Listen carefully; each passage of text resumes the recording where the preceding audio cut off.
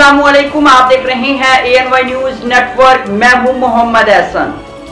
शेखपुरा से bureau chief Syed Shaheen Hussain Bukhari की report के मुताबिक खानपुर पेट्रोलिंग पोस्ट की बड़ी कार्रवाई, 2 डाकुओं को गिरफ्तार करके मुकदमा थाना हाउसिंग कॉलोनी में दर्ज करवा दिया गया।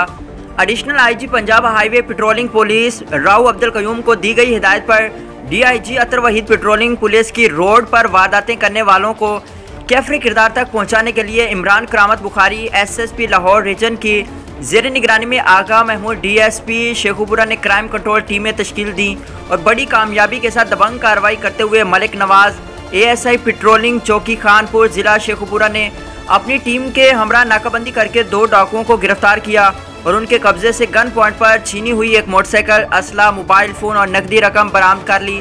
मुकदमा थाना हाउसिंग कॉलोनी में दर्ज करवा दिया गया।